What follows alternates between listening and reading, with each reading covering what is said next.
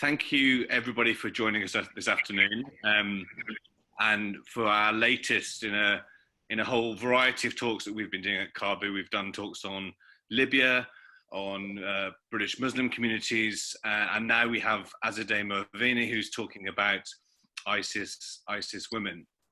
If you haven't already, but I would recommend checking out her book, The Guest House for Young Widows Among the Women of ISIS. It is a fantastic book, and I think you should definitely read it. And it's obviously there's a good reason that it has been nominated for the longlisted for the Orwell Prize. Azadeh will be speaking for probably about 20 minutes or so, and then afterwards a chance for you to ask questions. So please actually send your questions into the chat, and hopefully we'll get through as many as we can. I know that lots of you probably have lots of questions, so please bear with us on that front. Just a couple of sentences about her.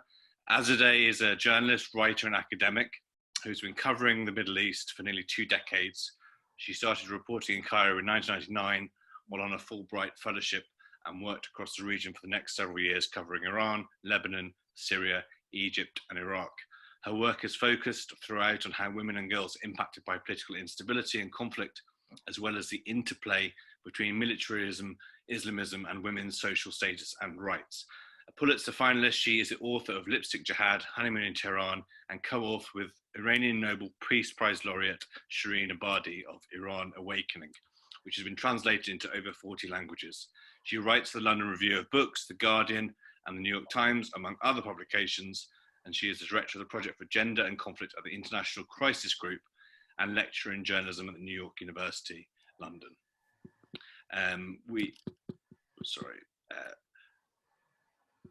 We're very, very pleased that she's able to join us today. And Azadeh, thank you very much. Thank you. Thank you so much, Joe, for organizing this, for inviting me on. It's very nice to be connected with all of you at home at this time when we are all disconnected. So I really appreciate it. I'm gonna not talk for terribly long.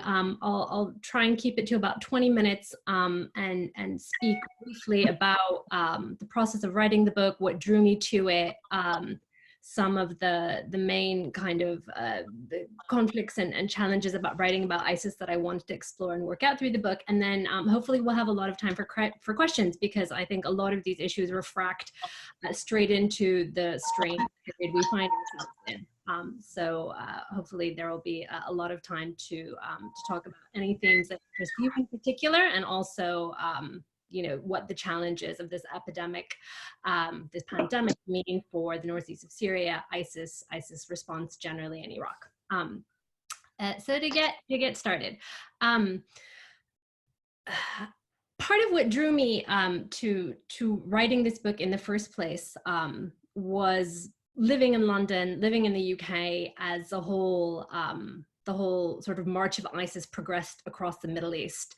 And as an old Middle East hand, being quite perplexed and astonished to see this extraordinary movement of young people from Europe going to join this group.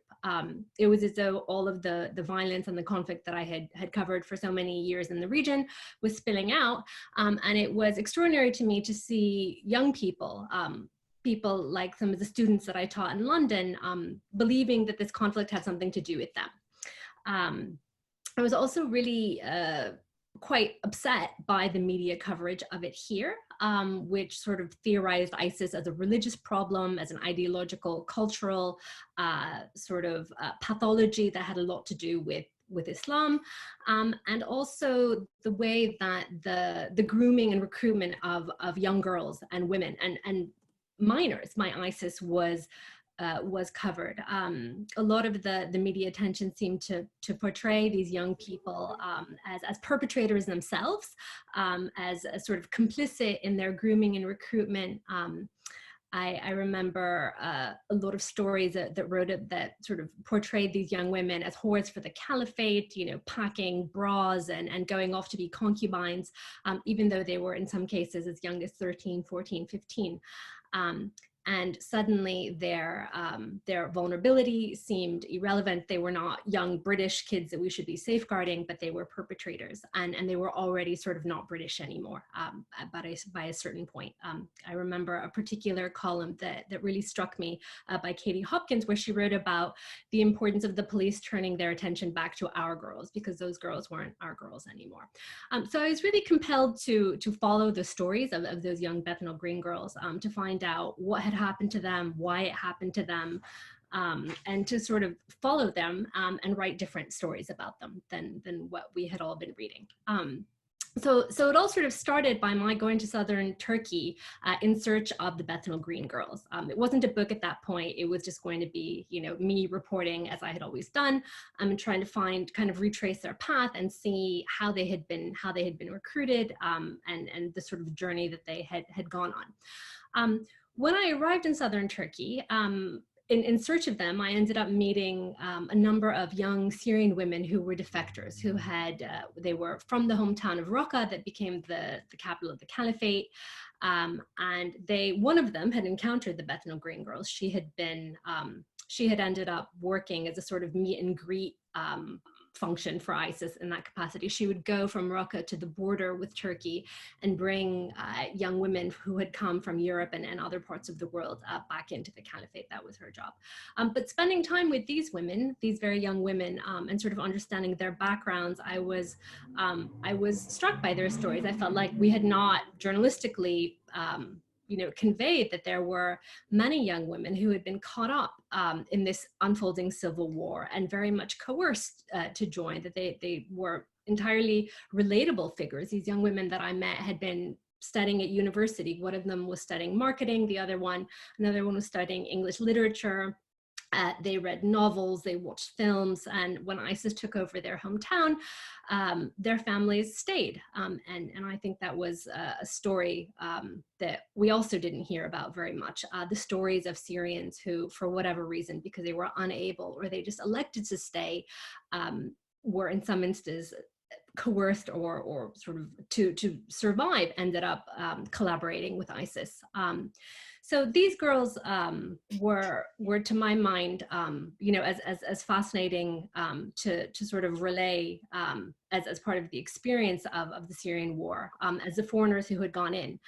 So that's when it started to sort of take shape in my mind, as the book is a sort of mosaic of different women's experiences, both the foreigners who had gone from capitals of Europe and other parts of the world, and then also the women from the Arab world who had gone. Because one of the things that I was quite struck by, that the Syrian young women defectors from Raqqa told me about, was how frustrated they were with the privileges that these other foreign women were accorded. They could jump to the front of the queue, they got better health services, they had all these extra privileges. They were so resentful about that. And they also didn't understand why they were coming. These Syrian women said, why are all these Tunisian women coming? Why are they here? Like, why do they think that our civil war has anything to do with them? And that became a sort of another chapter for me. I ended up spending a lot of time in Tunisia to sort of understand why such a large number of young men and women from Tunisia traveled to ISIS. So the book opens with the story of Noor, who's a young Tunisian woman who grew up, who many of her sort of adolescence was spent under the old regime of Tunisia. And it tells the story, the book opens with the story of her starting high school, going to high school under the Ben Ali regime, which was a deeply authoritarian police state, but very sort of controlling of how people could exercise their public displays of religion. So it's sort of the story of her and how she decides to wear a headscarf going to school, and that was banned at the time in Tunisia. Public displays of faith or praying were very closely monitored by the police. You couldn't have a government job, you couldn't attend university if you were wearing a headscarf. So there's a story of her where she shows up at school and her teachers sort of attack her and tell her to take it off, and she's sent home and she's suspended from school. And then she sort of sits at home. She becomes a high school dropout. And then when the Arab Spring, of course, sort of kicks off in Tunisia, women like her are sort of cast back into society. And there is a whole sort of momentum and an inclusion in politics for these young kind of religious women that didn't exist before. And there's a whole sort of strand in my book that sort of follows young women like Noor, who got caught up in this very exciting new time, which they could sort of exercise their faith publicly for the first time. They could become political activists, and at the same time were a sort of radical sort of front within, you know, the young revolutionaries who wanted more change, who had more demands than perhaps the mainstream of that movement.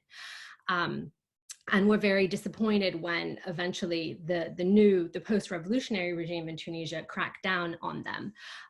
So it's also a story of how ISIS began to recruit, and especially amongst young women and men in Tunisia, and how the sort of rise of ISIS sort of happened in the immediate aftermath of those Arab Spring rebellions. And I think that's something that was really quite key for me to sort of map out in the book, is to sort of to not sort of look or theorize ISIS as this kind of discrete problem that had sort of just sprouted up in the middle of Iraq and Syria, but to sort of contextualize it, and especially its appeal to young women, specifically in the aftermath of the Arab Spring, and to sort of show through these individual stories how young women had been so much at the forefront of those Arab Spring uprisings, sort of demanding inclusion and opportunity and access to politics.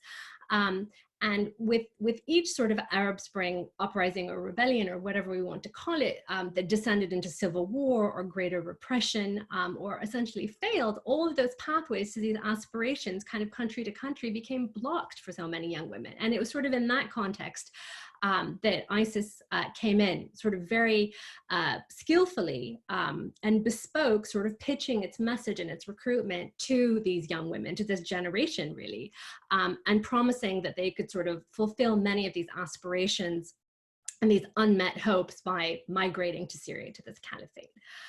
So it's sort of through this tracing that I also try and, I guess, kind of open the theater and try and sort of shift and look back in time to understand why so perplexingly this movement that was so violent towards women and so deeply, of course, brutal towards them in the end, could have appealed to them in such numbers, such that women became really the backbone of its state building operation. And this was, you know, of course, unprecedented in previous jihads, whether Afghanistan or Iraq or elsewhere.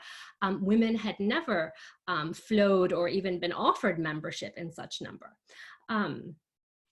So that was something that to me was quite important to try and make intelligible why in time and place women would have been drawn to this group.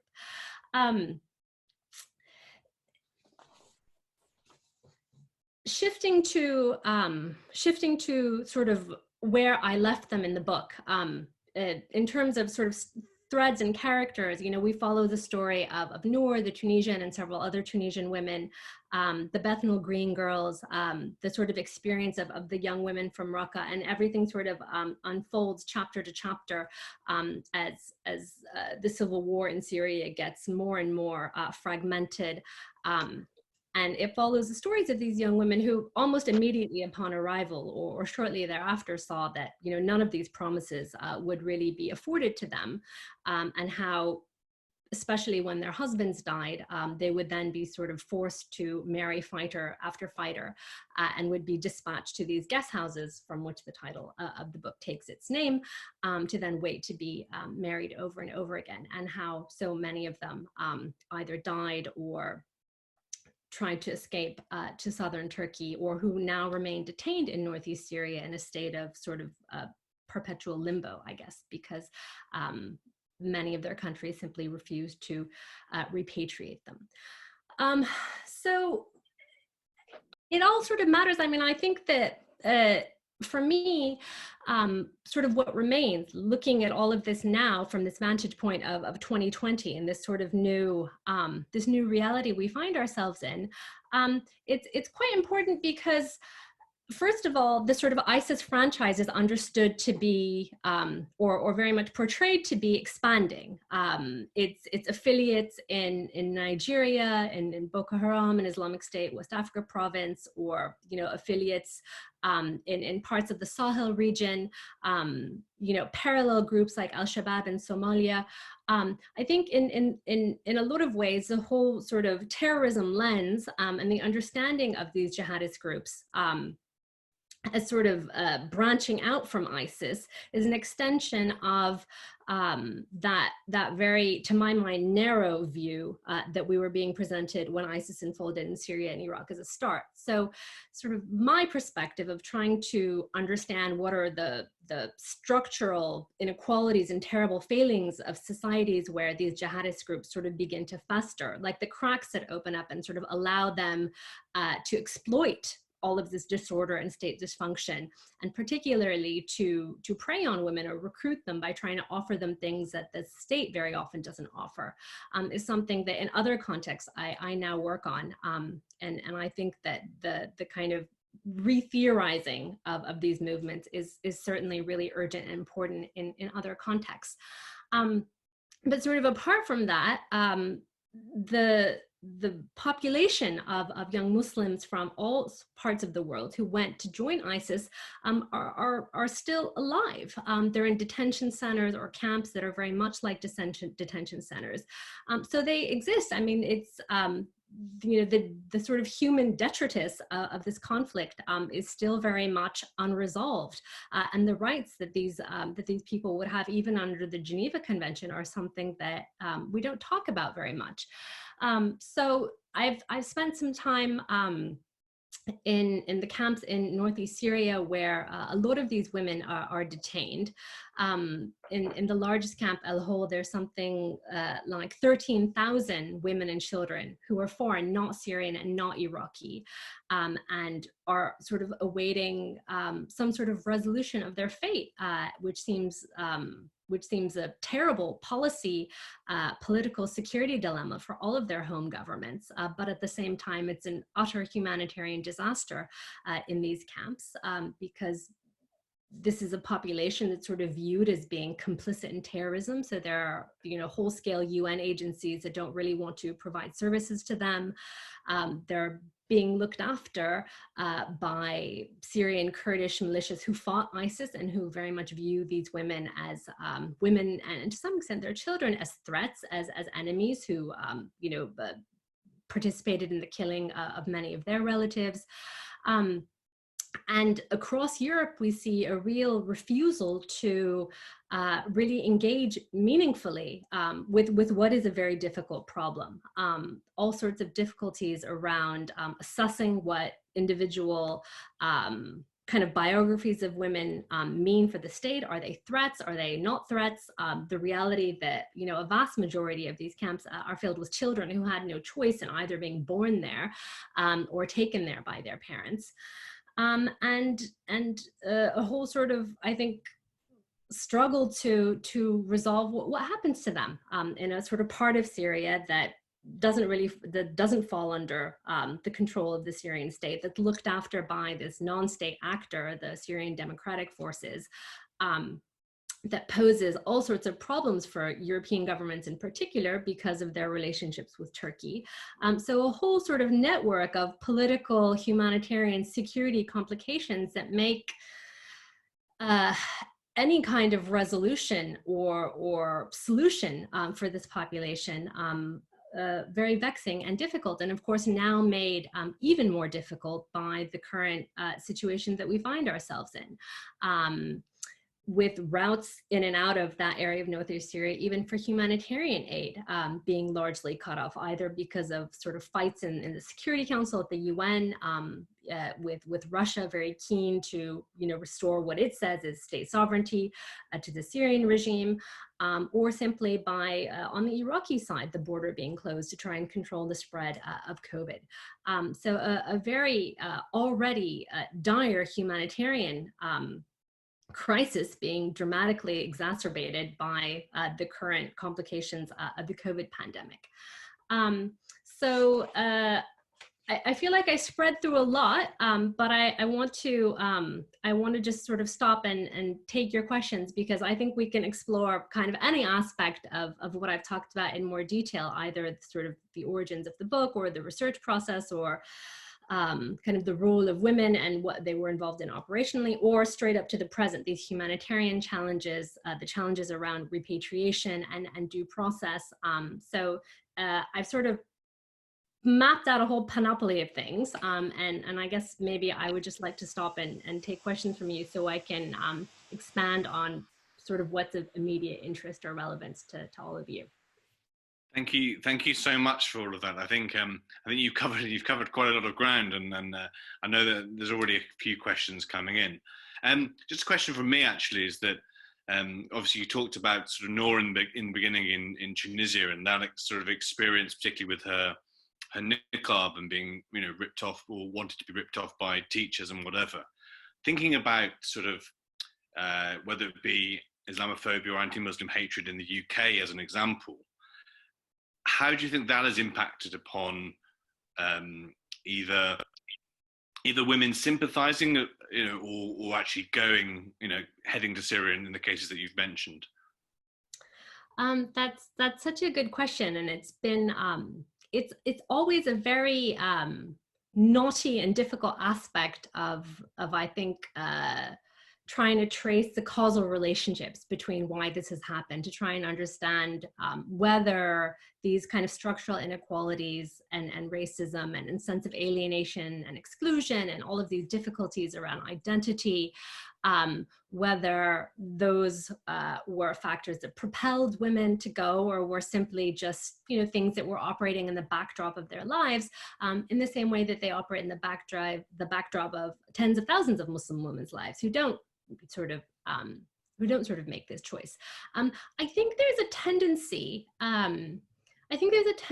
especially among sort of liberal-minded journalists and even myself to a certain extent, to try and draw links between these kind of inequalities and these ham-fisted government policies around radicalization or prevent, and why these young people went, why they felt alienated enough or excluded enough. The way that I wrote about it in the book was to very much sort of rely on what young women said themselves. So I had some access to the social media kind of postings, especially by the Bethnal Green girls, conversations with friends or family or school teachers, what they were saying. I think in a lot of instances, because they were very young, and many of these kind of influences were very nascent in them, it was in the backdrop where they sort of began to be, have a political consciousness about it, but then it was very much sort of manipulated quite directly and sometimes quite crudely by young ISIS recruiters who were already there. So it was something that I think was nascent in them. But in terms of a causal link, I think we just have to remember that there are so few of them in the end. I mean, we're talking about maybe, I don't know, altogether less than 400 people from all of the UK.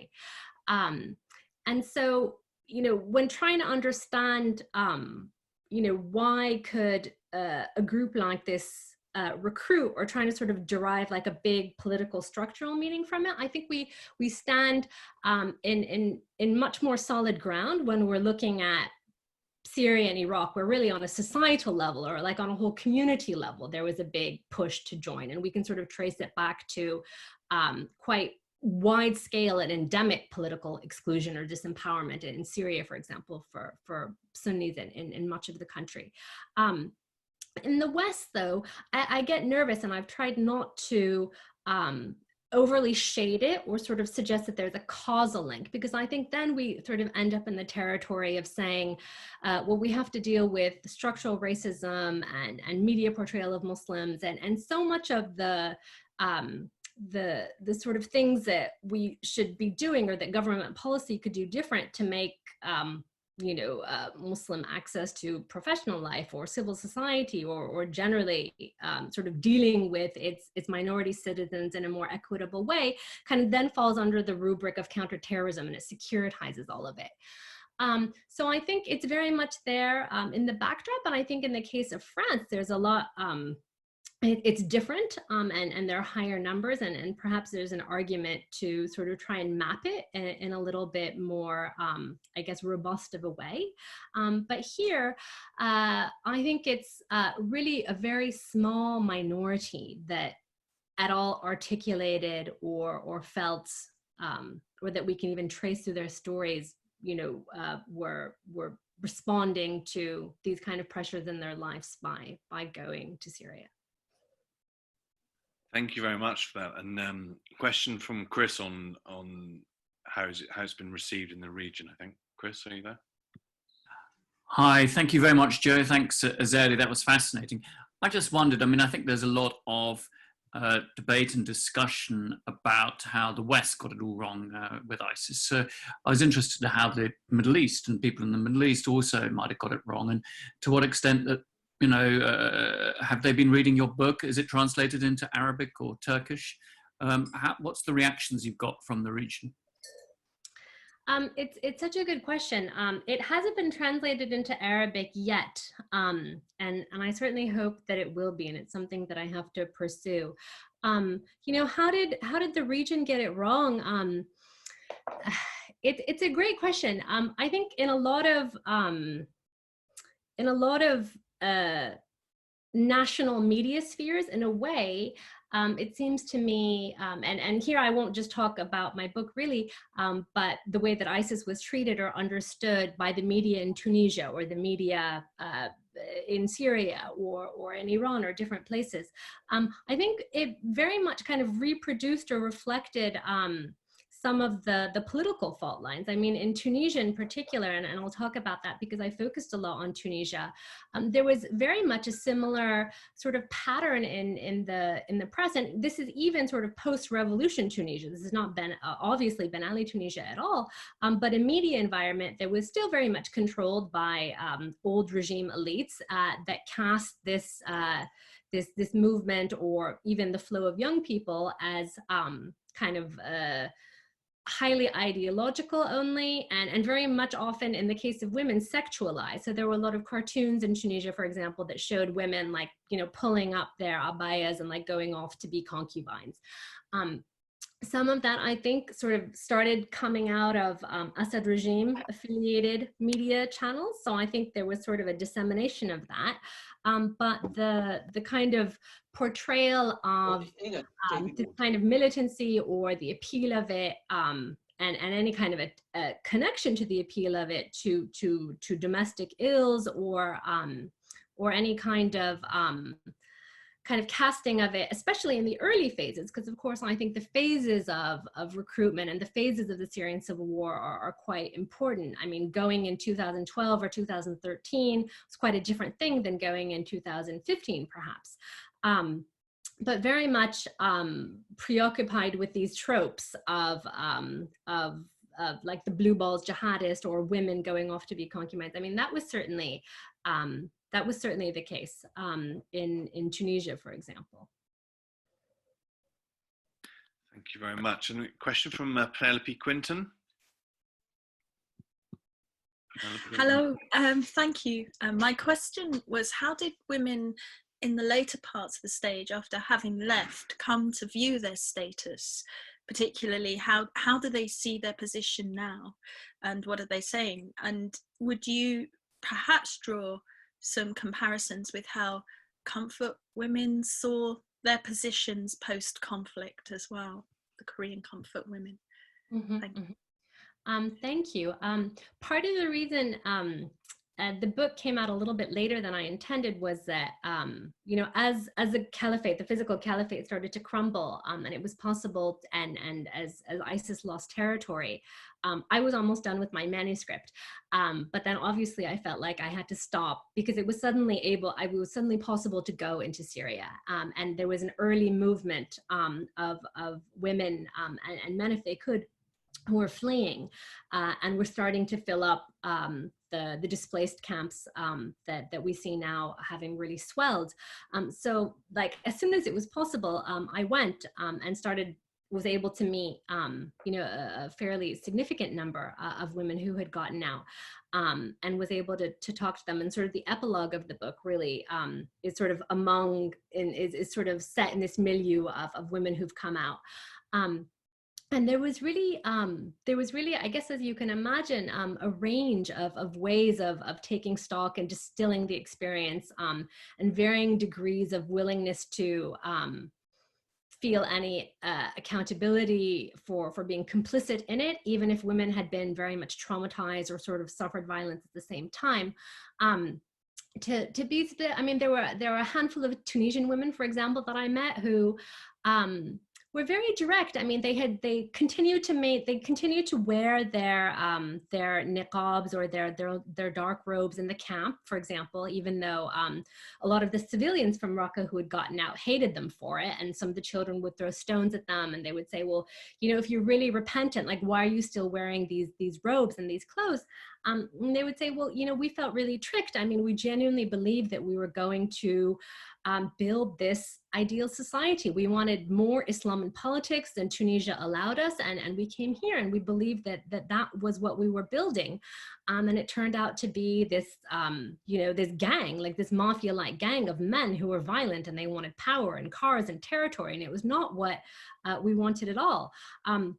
But they were very clear in their minds between, you know, what they had aspired to and what they had gone and what they had found. But still very much, I think some of them maintained this idea that, you know, well, these were just bad men. The idea, the dream, the aspiration of this kind of space of politics or this homeland where we can have this type of society organized by these rules, they were very clear that they still believed in that. I think there were some women who were very much able to empathize with the victims of ISIS, and I think were I think they kind of felt and viscerally, you know, understood that they had participated in something that had really hurt and deeply wounded a great many.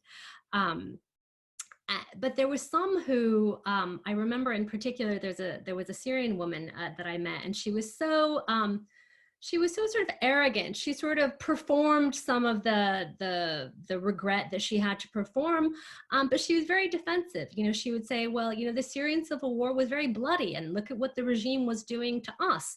And this is what they had to do in response. So I think some women like her really viewed it as, you know, this extremely bloody conflict in which she didn't really see her side as being worse than the other side, even though she sort of acknowledged that all sides had been extraordinarily cruel and vicious and had committed terrible crimes and had sort of destroyed each other. But she didn't think that her side was any worse.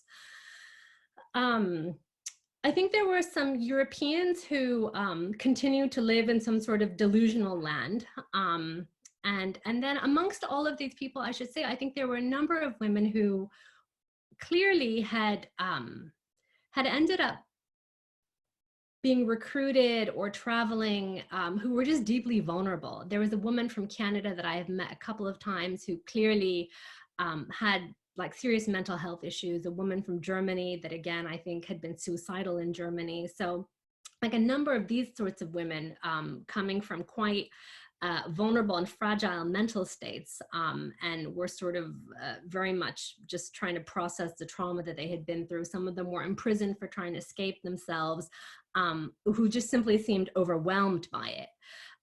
In terms of your question about the comfort women, or did they sort of view themselves as that? I would say no. I didn't meet a single woman who sort of viewed herself in that way. There was one of the Syrian women that I met, the defectors that I talked about from the beginning, who had been forced to remarry, and she kind of hated it. Like her second husband, she thought, her first husband she had really actually loved. He was Turkish and they actually seemed to have a real marriage. And then the second husband, an Egyptian, she just thought he was awful and he stole his ISIS salary and went off back to Egypt. But that's why she left, because she didn't want to have that repeated to her again.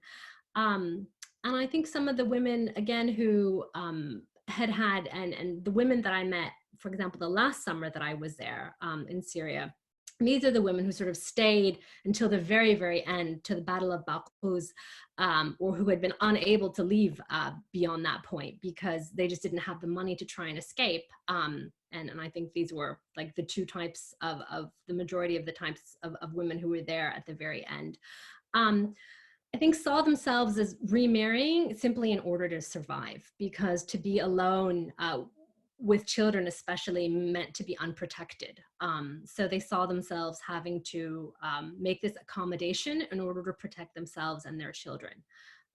So I think that they sort of conceived of it for themselves in this way and saw it as a survival step, which is, I haven't really worked on historical experiences of women in other situations, but because they hadn't gone there for that purpose, or because, they had these, these stories where they, chased a husband who had gone off to Nusra to get him back and then couldn't. In almost each story, it was sort of a tale of accidental or sort of catastrophic sort of fate, and then sort of remarriage for the sake of just protection because it was impossible to get out. Great, thank you. There's also a question from Bernie. I don't know, has your question already been answered, Bernie, or are you wishing to expand upon it? I think it's been pretty well answered. I think it's just raising loads of other questions. I've got to get the book. Brilliant. Then also there's a question from Chloe, who unfortunately had to leave, but she's asked Chloe Dalton, what would be the right combination of policies and solutions to address the situation of women and children in the camp? That's such an important question, because in the end, it's such a travesty that all these children are there, stuck there. And I think the urgency, I mean, I realize that this is a population that very few people have any kind of sympathy for. And dealing with them is not really urgent for any policymaker anywhere in Europe. But there are thousands of children, and they're growing up mired in disease with no education, and also exposed to women who are still very much devout ISIS loyalists who chant, very extreme things. And so they're also being exposed to that. So for the sake of these children, I think it's really urgent to come to some sort of careful, politically palatable and therefore feasible strategy of how to resolve this situation. The work that we've done at Crisis Group, and I spent weeks sort of going to Paris, to Germany, talking to government officials, security officials, trying to understand, some of the challenges and what would be a sort of approach that would work. One thing is that it's quite legally difficult to prosecute women upon return, because there's very little evidence. Evidence that exists is often inadmissible. And so even a kind of minimum sentence in a country like Germany for a woman returning would be something like 1 to 2 years. So one thing that we've sort of suggested is to do screening there, and to use some of the intelligence and information that the Syrian Kurdish kind of camp managers and people who've been looking after these women have collected. I mean, many of them have now been in camps for 1 year, 2 years, a considerable period of time. So there is some intelligence about them. And of course, in countries like Germany, where the number of women who went is quite small, they know who they think is quite dangerous. If 100 women went to ISIS and there's 80 left in those camps, they know the 13 that they really don't want back, because they think that they're plugged into networks that that the German security services may not understand, but they're worried about. So a kind of policy of starting with and repatriating the women who are most vulnerable, or whose children are most vulnerable. Some of these children have amputated arms, they've had shrapnel wounds. They need physical and medical sort of rehabilitation and help. So a sort of hierarchy that looked at vulnerability, assessed threat, and sort of started taking back the ones that we genuinely know are not going to pose any kind of security threat, or minimal security threat. I think this is something certainly Britain could do, and it's chosen not to do.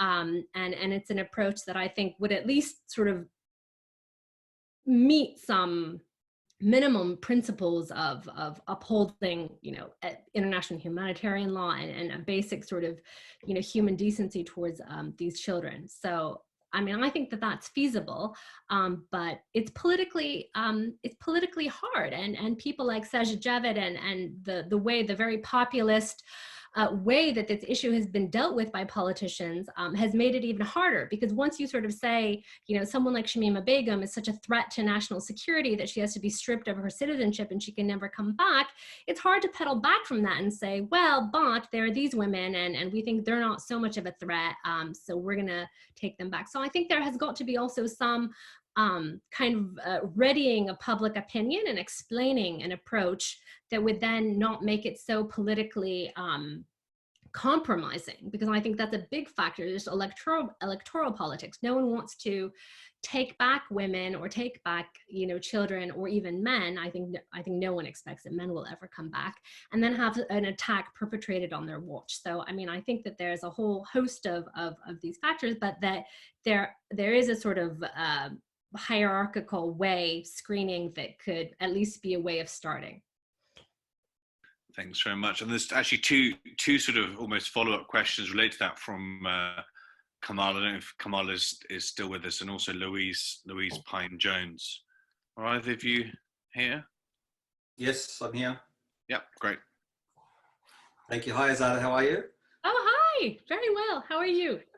I'm well, thanks. Could I just take up one issue before I ask the question? You've said about possible screening from now on. The women have been in the camp for over a year, and you expect Western governments to have actually already screened them. And I think to expect the women to stay there any longer without charge, without any reason, by a third state actor, quite a difficult proposition in my view. So I'll just put that out there. My question though, and I don't want to go too much down my story just a moment, but my question is about the relationship between the Muslim community and Western governments moving forward.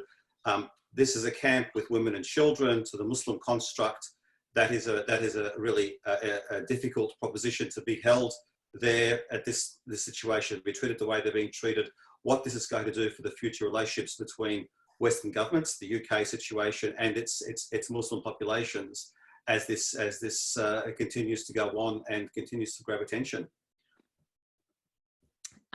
Thank you, Kamal. I completely agree with you about screening. I think that we say screening in order to sort of, give some advocacy and sort of posit a step, but I agree with you. I think that the screening is already been done for a lot of states. We know, especially during periods where the Foreign Office or different governments were saying it's too dangerous for us to send any consular staff to this area. We can't, there's been this, of course, like a evolving range of pretexts for why there can't be any step towards repatriation. But at the same time that this was being said, we know that there were intelligence teams, security teams. I think sitting MPs went to this part of Syria. So we know that there were, and women in the camp told me, one told me, I've been taken away from the FBI, away from the camp, and interrogated or debriefed or whatever we want to call it 3 times. So I think there was quite granular, regular contact between Western security agencies and this population. So I'm definitely with you on that. In terms of future dealings with Muslim communities and the implications of kind of marooning these women and children for this duration of time and going forward, I concede. I mean, I think that it's a very terrible taint and will kind of shadow those relations, certainly for our generation. I think the practice of citizenship stripping in particular, in and of its own, I mean, I think that's something that immigrant communities, even if they're not connected, even if they're immigrant communities of different backgrounds, will be impacted, because the idea that your citizenship can be taken from you in this essentially racialized way on the basis of some hypothetical other citizenship. I mean, we saw this to some extent with in the aftermath of the Windrush scandal here, and the Home Office sort of sending immigrants back on the basis of sort of minor crimes they had committed. But with the Muslim community in particular, you know, I think it is, I'll speak to the UK because this is the society that I know the closest. I think state community relations are already at such a devastating, unfortunate low. You know, whole swaths of the community are not engaged with by the government because they're cast as extremists or extremists, you know, lurking. You know, the patterns in the media of kind of reporting about Muslims and sort of whole like kind of packaged stories in this country, kind of implicating them in things that they have not done. It's already quite dire, and I think this just is you know, another layer of that, unfortunately. You know, I don't know in your experience if you can trace it in Australia, whether you think it, you know, how you think it's going to reverberate, or whether, you know, how it will impact community relations going forward. Well, in our experience, the Muslim community has been quite walking alongside the general community as far as their views on the situation, but the general community's views has started to change. So has the Muslim community's views started to change, but certainly the Muslim leadership has been very vocal in its support and its made representations. So, you know, if it wasn't for COVID-19, I think the fact that Ramadan is here and the government hadn't acted would have created a very big strain in the relationships. But I don't think the Muslim Australian government relationships is as dire as what it is in the UK between the Muslim communities. The feedback I get is it's a much lower ebb in the UK than what it is to Australia. Yeah. Interesting. Thank you for your question, Kamal. Thanks for your answer as well. Question from Louise, I think, about the role that civil society can play in redirecting or changing. Louise, are you here? Yeah, I'm here. Hi, thanks for taking my question. It's been a really interesting talk so far. And I think some of the points have probably been addressed to a certain degree. But I think obviously the role of media and that it plays in terms of, you know, addressing political will is quite important. And I was just thinking, how do you think we can kind of help to redirect or change the narrative, the kind of narrative which has, I think, dehumanized women and children in the camps?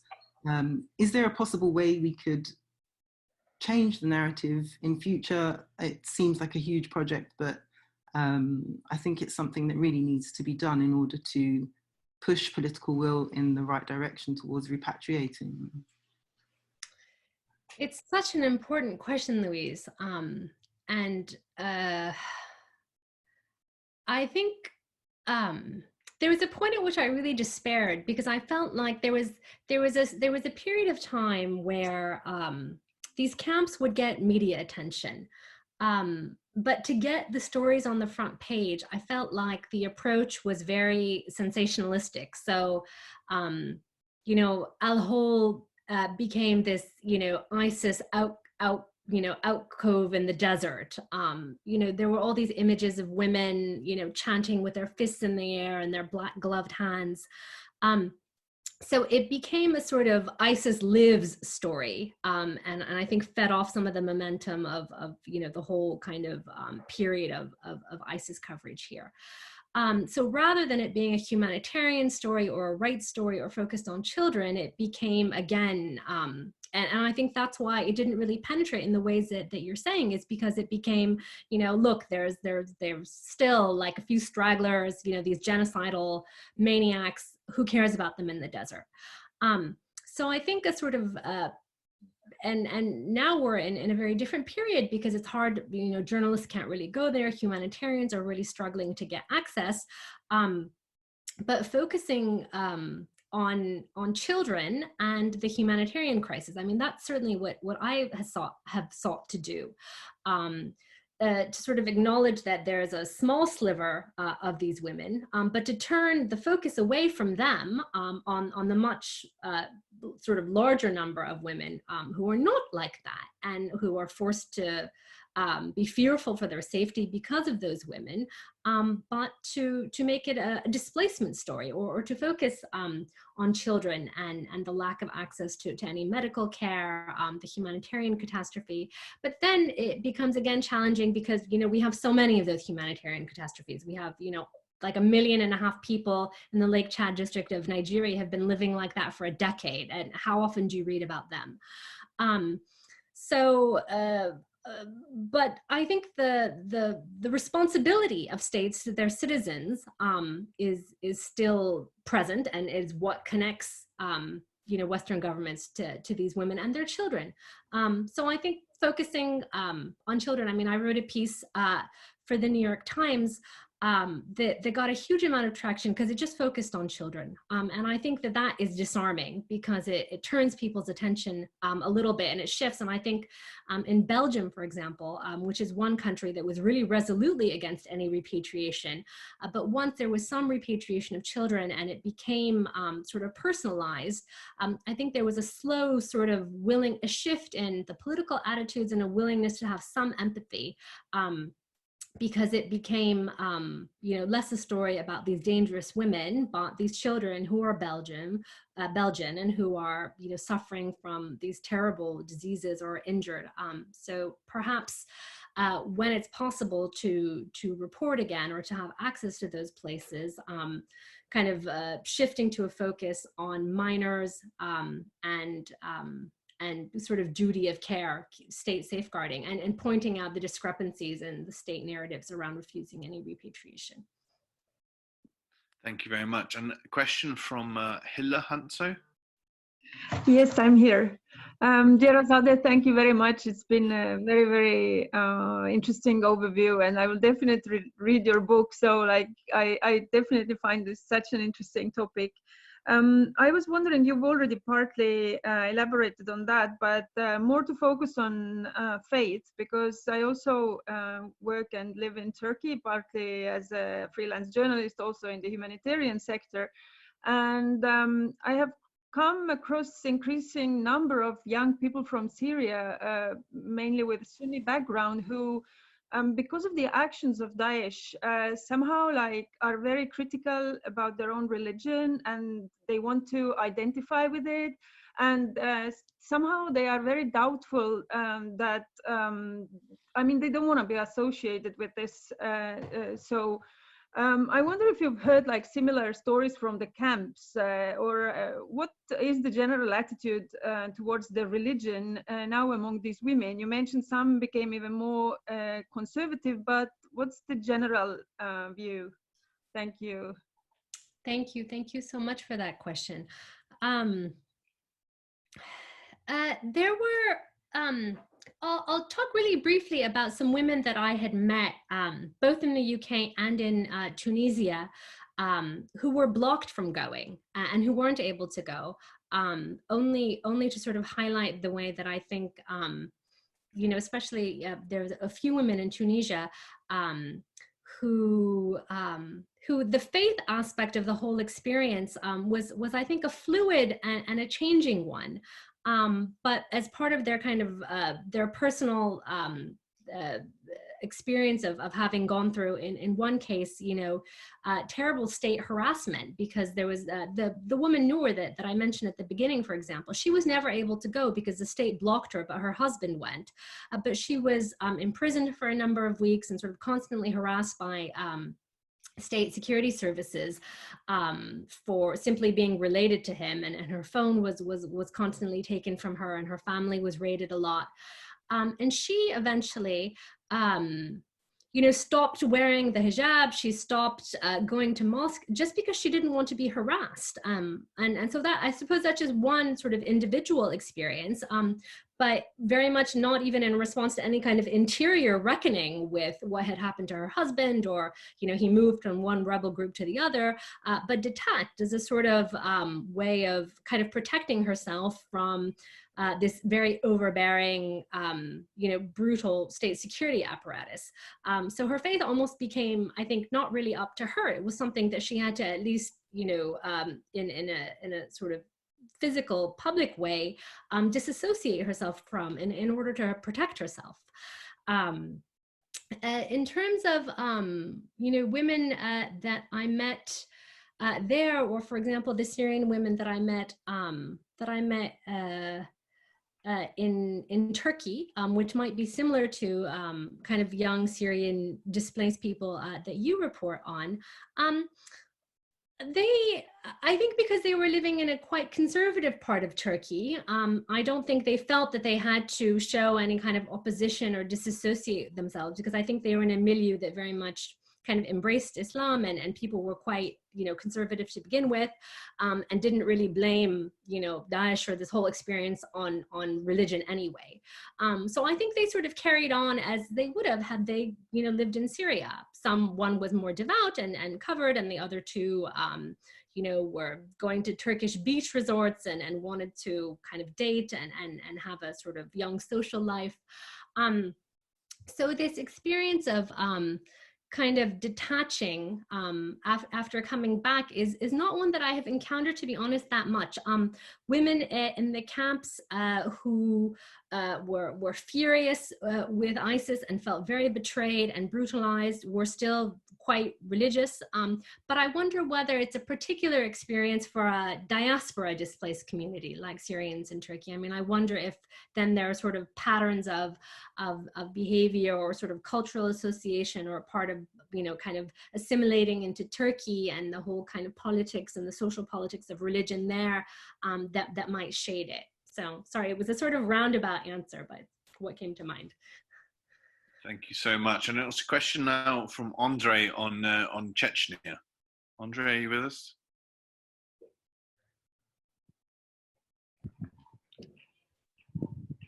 Hi there. Hi. Yeah, so there were numerous, thank you for your presentation first, it was very funny. And there were numerous rumors of women being returned to Chechnya by Ramzan Kadyrov and escaping the prosecution and any justice by this way. So I was wondering if you could comment on that. That's a great question. So I have not worked specifically on women who have returned or been repatriated to Russia or Central Asia. I've not worked on that. But it is striking to see that, and this is not going to kind of respond to Chechnya just directly, but kind of more broadly to the countries in that sphere that have repatriated. It's really striking to see, for example, Kazakhstan being at the forefront of repatriation. And also the reporting and the research that I've read of women that Russia has repatriated, you're right. I mean, it does sort of seem to document that they have received very light sentences. And that's something that's interesting and seems quite deliberate, perhaps to, avoid, and I'm speculating because I don't know the context, but it seems as though there's been a quite concerted effort to not inflame or kind of overly securitize these women's return, and to sort of allow them to be rehabilitated and reintegrated, and not impose these long prison terms that would disrupt their lives. Whether that's based on any kind of security assessment, I don't know, but I think it's interesting that Russia, which can, of course, especially now, repatriate more easily because, of course, of its relationship with the Syrian government, has really repatriated in stages, and there are some women that just linger. So it does seem as though there's been stages of it, and perhaps there's a basis for it. And of the strategy that I was sort of suggesting earlier, that I think a number of Western governments could pursue if they have been following a kind of track of repatriating women that they have assessed as more vulnerable and less of a threat and less networked and maybe less operationally experienced or less senior in terms of their kind of marital relations with fighters, then it could be that they have followed a kind of graduated, risk-sensitive approach. Thank you very much. And a question on Yazidi women from Allah. Are you with us? Yes, I'm here. Thank you. Thank you so much for the amazing presentation. I was just thinking of if you heard anything from the women in camp regarding to Yazidi women, if there are any kind of self-critique or any kind of, if you question them, you ask them about the Yazidi woman situation, if there are any empathy with these women. Yeah, that's a important question, and it was something that I did ask about, because it was it ended up usually being a kind of revelatory thing to ask about, just sort of seeing how women would respond to that. Some women were quite shockingly blithe. I think that they had sort of internalized the dehumanization of the Yazidi women that became part of, you know, the ISIS genocidal project. And they were a bit dismissive of it, or even sort of tried to cast it in more humane terms than is even conceivable. I remember one Syrian woman said, no, they were treated very well. They bought them so much makeup and clothes, and they wanted to become Muslim. So there was a kind of quite chilling compartmentalization of this, and kind of casting it in these kind of terms that, I don't know, you might even think like after World War II, maybe people who had been complicit in those crimes would do. But then there were some women who were very empathetic about it, who would talk about Yazidi women they had encountered. Maybe they had not, you know, had direct contact, or maybe their husband had not sort of acquired one or brutalized one, but would have, you know, I remember one woman said that she had a friend who had a husband who had brought a young Yazidi woman and was keeping her captive. And she said, every time I went to their house, her eyes looked so empty. And I asked my friend, why? Like, what have you done to this girl? What is going on with her? And she had a baby, and they had taken the baby away from her. And she was so upset, she recounted this. So I think for some of them, the experience of Yazidi women that they had encountered became sort of interwoven with all of the pain and tragedy they were seeing around them, and it was very much alive for them. But I think many were quite desensitized, and there was that interesting case in Germany where a woman, one of the few prosecutions in Germany of a returning ISIS woman that's been legally successful, was because this woman reported to this man who ended up being an FBI informant, and then sort of was able to collect the evidence, talked about this Yazidi woman that her husband had kept, and this young girl. She sort of basically admitted that they denied this young 5-year-old or 6-year-old girl food and water, and that she died. And then this was used as evidence to prosecute her for war crimes. So that's a case that I only read about from afar, but I think it shows how difficult it is to actually, you know, such a rare case of having evidence. And I think the German courts are quite ahead in trying to prosecute on grounds of those war crimes against Yazidis. So sorry, again, I kind of moved spheres, but I wanted to mention that, you know, it's quite interesting that there's one European country, and perhaps because of the volume of Syrians that it's taken back, has moved ahead with these kind of prosecutions. Thank you very much. And a question from Carlotta. Carlotta, are you there? Yeah, I'm here. Well, thanks a lot for this kind of like wrap around your book. It's really like, it's sitting on my shelf, so I'm definitely going to get on it after this. So I wanted to like ask about your focus on women. What do you think personally we can like learn from the individual stories of these individual women? Because like you make quite an effort like explaining their life stories, and what do you think that can help us understand the greater phenomenon of ISIS and like similar contexts like terrorism as such? Maybe it's too big, of course, but what can we like really, what's the added benefit from these like individual story tracing of women in particular? Thank you. What a great subtle question. So I suppose two things. I mean, I think one, there's such a push to bring a gender awareness to rehabilitation and to our understanding of terrorism and political violence. So I think that there's a real push to sort of correct a lot of prejudice or kind of condescension towards women, which doesn't really sort of take women's engagement or membership in these groups seriously, which I think is a real gap. And I think that there is a movement to correct that and to be much more gender aware in how we understand women's involvement in political violence, and to not simply imagine that women are not always victims, but that they play a role in militancy. They're not always peaceful. Sometimes they're just as militant or angry or willing to reach for violence as men are.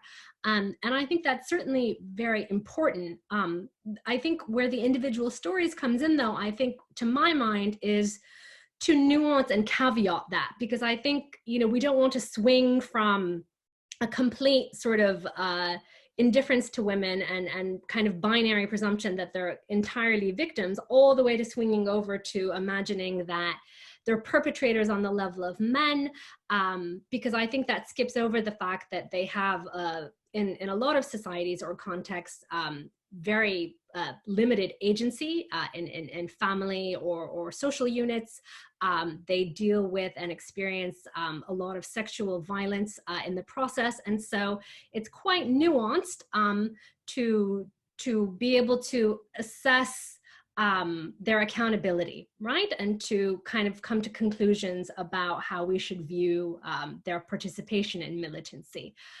So only to, I guess, to say that I think the individual stories can bring nuance and hopefully discourage a sort of swinging to the other side that is overly, I don't know, can we say, is carceralizing a word? That then sort of takes this overly security-based, heavy-handed security approach to women as well, which I think is a mistake.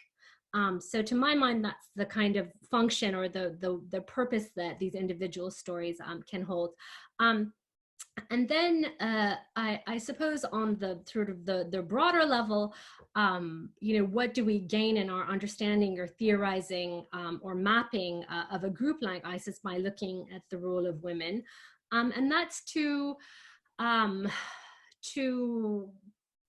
a sort of understanding of how women experience authoritarian regimes or orders in particular ways. Not to say that women have a vastly different experience of it as men, because I think, men and women in lots of contexts have more in common perhaps as being subjugated or being under the boot of a very authoritarian regime, have more in common perhaps than they do in contrast, but that women do experience this kind of, or any kind of authoritarian, deep disorder, fragmented state in a particular way. And to just give you a brief example, some of the work that I've done on Boko Haram kind of brings this approach as well, because a lot of women have fled Boko Haram, but a lot of women go back to it. And why would you go back? And sort of looking at what happens to displaced women when they leave, the particular stigma that they experience.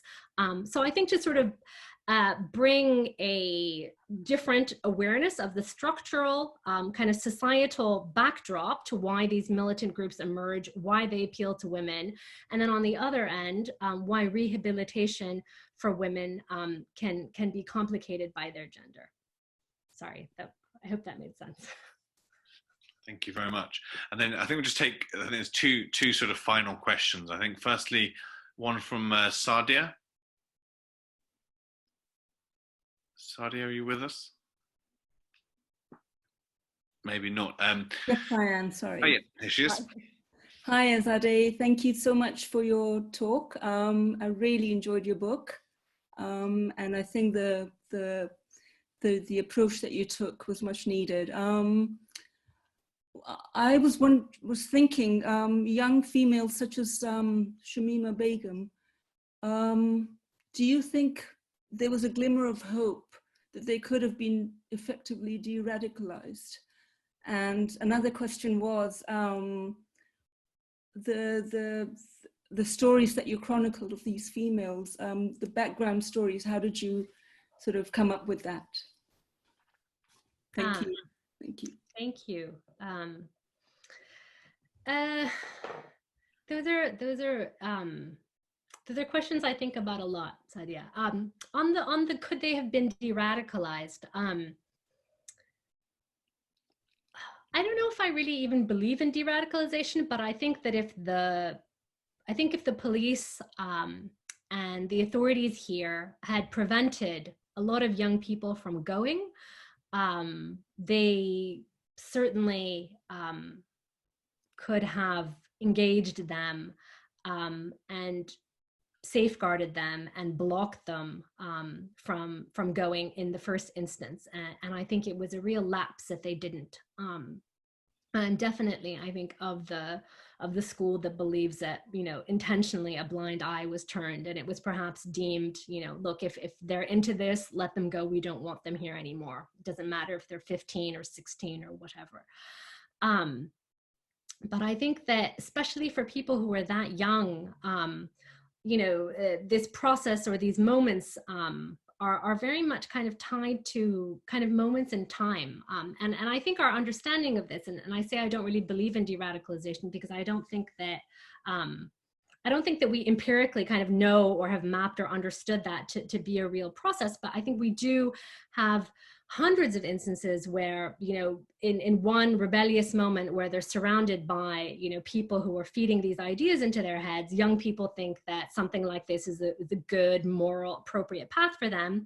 And that a year later, kind of channeled into other activities and given sort of perhaps support at home and kind of educational support and other things, they completely forget it as though it never existed. So I don't even know if we call that de-radicalization or simply, you know, providing social care and mental health care and sort of social work support in the conventional way, and all those things we know how to do. I think there are lots of instances, you know, all these young people who had their passports taken away and who weren't allowed to go are now in completely different phases of their lives. So I guess to say yes, that I think that there was a lot of hope for a lot of those young people, and it's sad that that, you know, that they were allowed to go, the many that were. Although I guess, of course, the state would say that it was accidental. In terms of their stories and how I came across them and the background, it was really, I mean, I can only conceive of it as like chasing, you know, 20, 30 strands in almost every country and pursuing. And a lot of the times I would get nowhere, and a lot of the times I would finally get somewhere. And a lot of it was simply kind of cultivating and building trust with an outer circle of people who might know someone who had gone or had thought to go, or family members, and then inching closer. And I think by trying to persuade people that, you know, I didn't want to prey on their story in a sensationalistic way, and that I really deeply understood, you know, the circumstances or the beliefs or the context in which these things had happened. So it was really about, I guess, being handed off, you know, from person to person, and persuading along the way, kind of making a case for myself that I would handle this and conduct myself, you know, responsibly, and in a way that, you know, would hopefully like contribute to some greater good. Thank you very much. And then there was actually another question in terms of access to women if journalists cannot go, but also I think an addition from me, I think, is how do you think your identity, if you identify as such as Iranian and Muslim yourself, how do you think that has it helped or hindered in terms of access and also earning trust from the women? Thanks for that. Yeah, it's something that at first I was really a bit worried about, because when I was starting, I thought, oh gosh, you know, I'm Iranian, I'm Shia. Do I say that? Is that going to turn a lot of people off? Will it be an issue? I mean, in lots of ways, it was quite helpful having a shared cultural, not cultural, but religious background. I could share a sort of vernacular and set of ideas that, you know, as starting points. You know, I speak some Arabic with some of the women, like the Syrian women, when it kind of came down to questions about, you know, well, why didn't you have a baby? You know, one of the women, you know, sort of said, well, my husband insisted that I take birth control pills. Like, those were conversations that I had to have in Arabic with those women without a man in the room. So I think being kind of close enough religiously, culturally, and being able to share a language enabled a lot of those really intimate conversations, definitely. And I think coming from the same religious background was helpful. I mean, I think it was disarming sometimes. You know, some of the questions about, like, why did all these European Muslims come was sort of, was part of the conversation, but also, why are you here and why do you care? And, like, why, you know, what connects you to us? Interestingly, you know, with some people, once I had sort of established some trust and rapport, I would say what my background was, that I was Iranian. I really only think of like a couple of cases a few cases where I didn't in the end. But it tended not to be an issue, strangely. In a way, I think maybe it was more of an issue reporting in the UK. I found that there were British Muslims who were much more sectarian and anti-Shia than Syrians, Iraqis, Tunisians, who were sort of living these issues. You know, these issues were unfolding around these lives as these sectarian tensions. But on a person-to-person level, it was sort of suspended. It was though, you know, we see you as, you know, not representing this kind of political force. I think sectarian issues were understood in a more nuanced and political way by women that I met, Syrian women, Iraqi women that I met. Whereas in the UK and maybe in the European diaspora, it was much more like reflexive, crude, person-to-person perception of it. So all of that. Brilliant. Thank you so much, and thank you so much for taking your time out to be with us this afternoon. It's really appreciated, and I hope everyone here has got something from the discussion. It's great to see so many sort of familiar faces, but also a lot of new ones as well. Please do continue to stay in touch with us. We'll be doing a variety of events, hopefully, and we have one coming up on the 14th of May on the unfinished Arab Spring. We're also doing one on Yemen, and hopefully more and more to come. Obviously, welcome any other ideas that you may have, and you know, it's really good to get together like this and to do such events. And so I thank you again, Azadeh, for your time and for being part of that. Please also do continue to support our work as well. This is the sort of slightly desperate plug where I ask you to throw money at us, but any financial support is also very welcome. So do sign up as a member. Do you know, help us to survive in these quite testing times as well. So thank you for that as well. Thank you so much, everyone. Thank you, Joe. Thank you.